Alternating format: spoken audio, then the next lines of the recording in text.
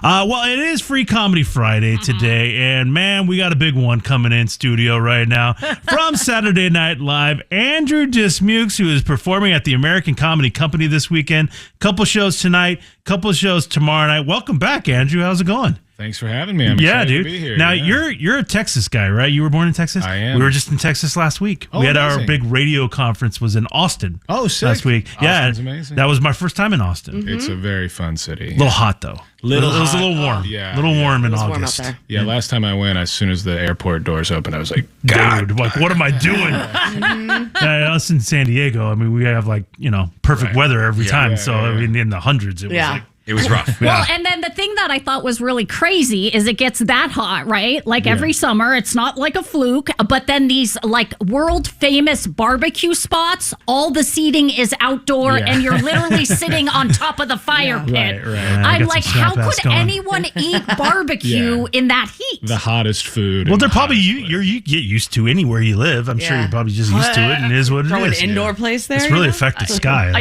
She's a coastal chick. I'm coastal. I'm sorry. It was too much. I felt like I got punched in the face anytime I would walk out of a door. That's just how we do it down there. That's right. That's right. A sweet punch in the face. Punch, nothing wrong with that. So obviously you're in New York now, right? Yep. And so is there a culture shock factor going on there, or are you kind of used to it now? Man, I felt so embarrassed the first time I moved to New York. Literally, I was like, these buildings are tall. For real, I was like, I had never experienced. You had that moment. I was like, it just doesn't stop. It's crazy. That's hilarious. But it is wildly different because in my radio career I was in upstate New York, so I'm not. He wasn't really I can't say New York. He's from Long Island. So but it was a culture shock for me because I'm a California boy and going to New York, and then I lived in Dallas for 2 years. That's another world, and so like that kind of stuff will get you. Like, just people are different across the country. Being from California, like South, very nice. Very nice people. New York, different. Like not it nice. is. Well, it's not that they're not nice. They just have a different way of dealing with things, I think. Totally. Like they want stuff done. Like if you want to order something, it is wildly different here. Yeah. If I walk in there, they're like basically like, "What do you want?" Yeah. And if you don't know, they're going to you're somebody dead. else. You're dead. You're dead. Yeah. Like I went to what's the famous one, Cat's Deli.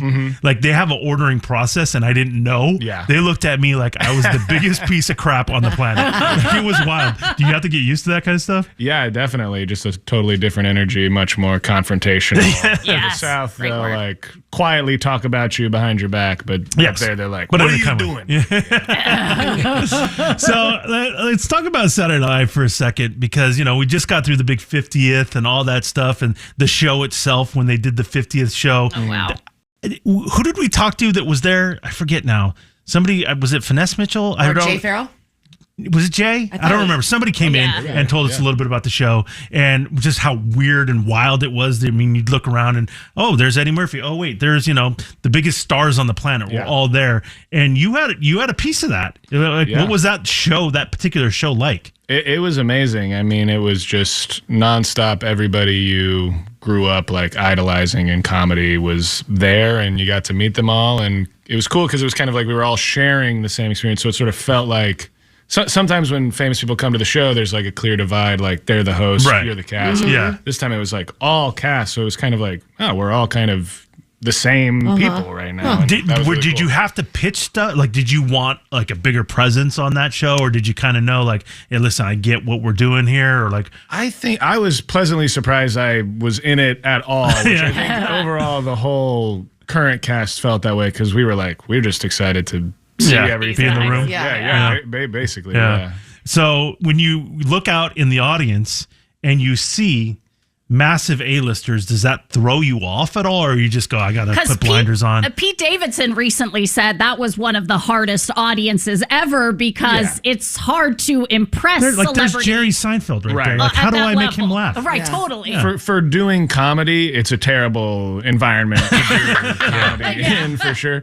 But it was definitely, it was cool. I think you just go into it, you're like, this probably isn't gonna crush, but do my best, see what happens. Just don't embarrass myself for sure. Can you ask for an autograph or is that like frowned well, now it's like selfies. I don't think. Okay, I'm sorry, I'm old. Okay, can you ask for a selfie, or is that like frowned upon? My wife is she is the more extroverted of the two of us. Okay. So at the after party, she was like, "That's Conan O'Brien. That's this person running around," and I was very much like following her, like, "I'm so sorry," but like secretly, I'm like, "I really want to take a picture." Sure. I was like, "She wants to take a picture." Like, okay, I'll be I'm cool. Yeah, whatever. So what's the best picture you got then? Probably Conan, yeah. Oh, that's really awesome. Cool getting to hang with Conan. Yeah. He's cool. one of my faves. That's awesome. Andrew, again, performing this weekend, American Comedy Company, a couple shows tonight, a couple shows tomorrow night. Now, one of the coolest things that happened because of the 50th was that Peacock documentary that was series. Really cool. That was fat, because for us who don't know the behind and how things work and all that stuff, so I kind of want to break down your process of like,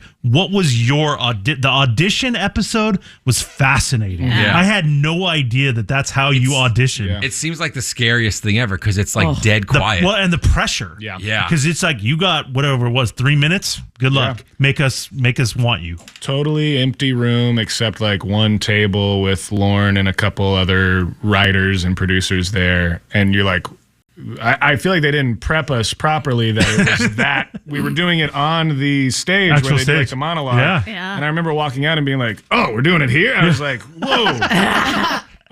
But yeah, I auditioned back in 2017 and got hired as a writer, and then got moved from writer to cast. So, what was your audition like? Because everybody had different. Did you stand you can do whatever up, you want. I mostly did stand up, but tried to kind of do characters in my stand up and do voices and stuff. And then they were like, "We'd like to hire you as a writer." They were like, "We liked it, but you know what? Get behind the camera." Man, maybe the jokes were funny. I don't know about you. The vibe was like, you need to work on some stuff, but we like something. But are you still stoked? Because I mean, absolutely. I was like, I felt like that was at that time best case scenario. Yeah.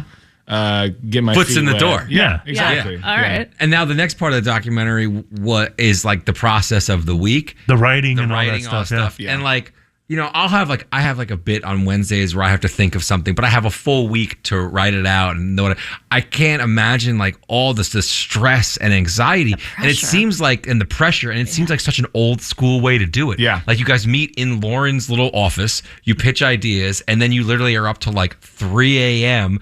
coming up with ideas. Like, do you ever think, why don't we do this a different way, or is this the way it has to be?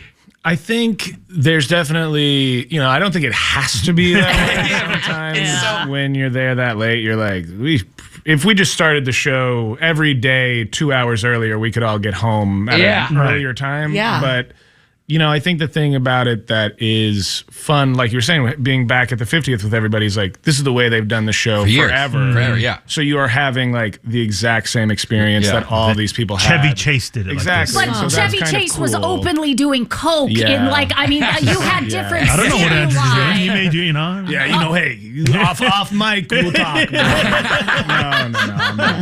Not the same stimulants to keep you going these days. Well, and to that point, so if you get something pitched and you think it's incredible, have you had something like that where you think it's incredible, but then it just doesn't make it, and you're just 100%. Like, what the hell? All the time, probably. Well, I've had sketches that we've like stayed up till 4 a.m. writing, and me and whoever I'm writing it with are like dying laughing. Thinking it's the funniest thing ever. This is the best. Table read on Wednesday, you read it, it gets nothing. They just like throw it. They just like finish the script and they're like, all right, throw it down, and then you're like, well, that was mine.